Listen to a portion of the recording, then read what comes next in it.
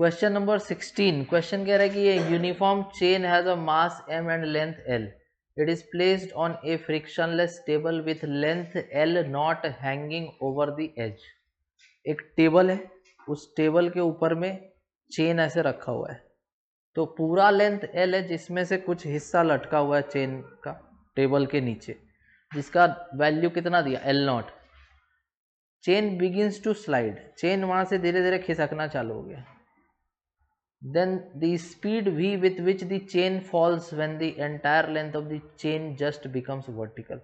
तो पहले आधा ऊपर था और कुछ हिस्सा नीचे था, तो जब वो स्लाइड करना चालू किया तो स्लाइड करते करते करते पूरा नीचे ऐसे आ जाएगा. तो बताना है तुमको वेलोसिटी उस टाइम कितना होगा. ट्राई करो. क्या तुम बता सकते हो कि इसमें कौन सा कॉन्सेप्ट हमको लगाना चाहिए कि ये क्वेश्चन बन जाए तुरंत? मेरे हिसाब से कंजर्वेशन ऑफ एनर्जी लगाना चाहिए. इनिशियल कंडीशन का एक डायग्राम बना लो और उसमें जो भी एनर्जी है वो लिख दो. किसी एक को रेफरेंस मान लो और जो एनर्जी है लिख दो. फिर फाइनल कंडीशन का एक डायग्राम बना लो और उसमें जो एनर्जी है वो लिख दो. जब दोनों लिख दोगे तो फिर दोनों को इक्वेट कर दो. देखो, इनिशियल तुम एक टेबल बनाओ. इनिशियल कंडीशन में एक टेबल बनाओ. इस टेबल के ऊपर तुम क्या रख दो? एक चेन. ये जो चेन है इसका पूरा हिस्सा तो टेबल पे नहीं है ना, थोड़ा हिस्सा क्या है?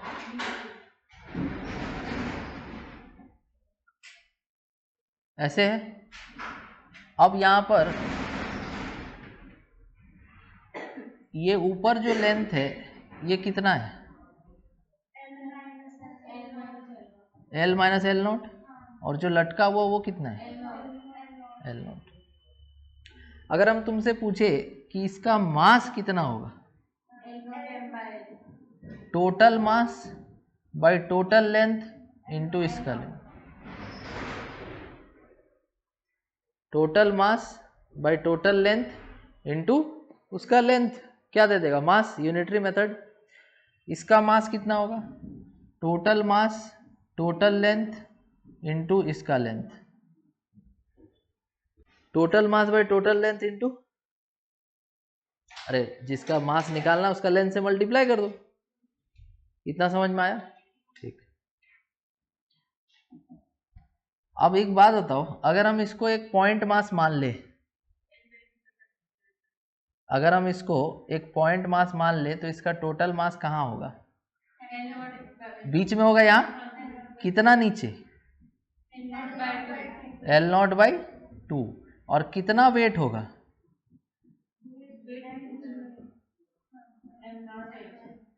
टोटल मास इंटू जी. तो इतना तो तुमको समझ में आ गया. क्या हम इसको रेफरेंस लाइन मान सकते हैं? अगर हम इसको रेफरेंस लाइन मान रहे हैं तो इसके नीचे है या ऊपर है? तो इसका एनर्जी कितना हो गया? U इनिशियल कितना हो गया? माइनस कितना नीचे? Minus mgh. Minus mgh is the energy potential initially.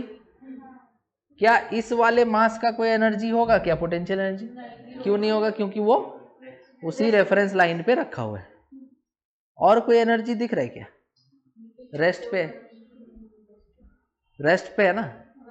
इतना क्लियर हो गया. अब आगे हम दूसरा डायग्राम बनाने जा रहे हैं, यहीं पे बना दे रहे. ठीक है, देखो.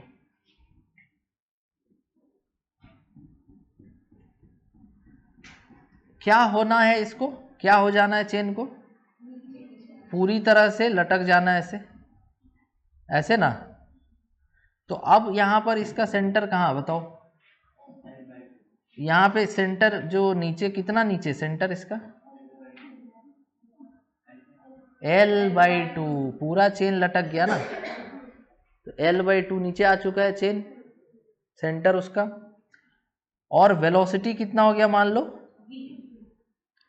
तो अगर फाइनल एनर्जी लिखना हुआ तो पोटेंशियल कितना हुआ बताओ? कितना नीचे है? कितना मास है? Total mass m total mass m g कितना नीचे L/2, तो माइनस mgh। एक और एनर्जी होगा, तो काइनेटिक एनर्जी फाइनल कितना हो जाएगा, हाफ एम वी स्क्वायर। तो इनिशियल एनर्जी और फाइनल एनर्जी को इक्वेट कर दो, वेलोसिटी आ जाएगा। क्लियर हो गया कैसे बनाना है? लास्ट स्टेप इधर लिख रहे हैं। तो my total final energy is equal to total initial energy.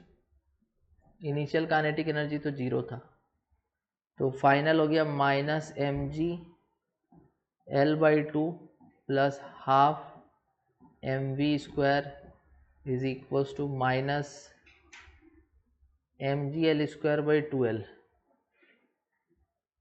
mg L0²/2l।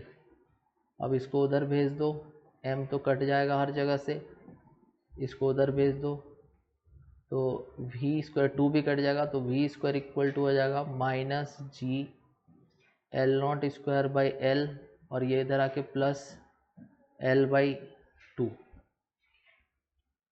ठीक है, 2 कट चुका है, तो ये जाकर के उधर प्लस GL हो जाएगा। तो v² इक्वल टू हो जाएगा, रूट्स कर देते हैं क्योंकि मेरे को v चाहिए, तो v इक्वल टू हो जाएगा रूट अंडर, यहाँ से कुछ कॉमन आएगा, तुम यहाँ से कॉमन ले लो, g/l कॉमन ले लो क्योंकि ऑप्शंस उसी फॉर्मेट में दिया हुआ है। ठीक है, तो g/l यहाँ से कॉमन ले लिए, तो यहाँ क्या बचेगा, माइनस L0², और यहाँ क्या बचेगा, L²। क्यों बचेगा L²? क्योंकि यहाँ पे L था नहीं ना, तो L से डिवाइड करके यहाँ स्क्वायर करो और g/l कॉमन ले लो। तो कौन सा ऑप्शन आ रहा देखो, तो root under g/l L² minus L0²। Clear हुआ? ऐसे बनाना था।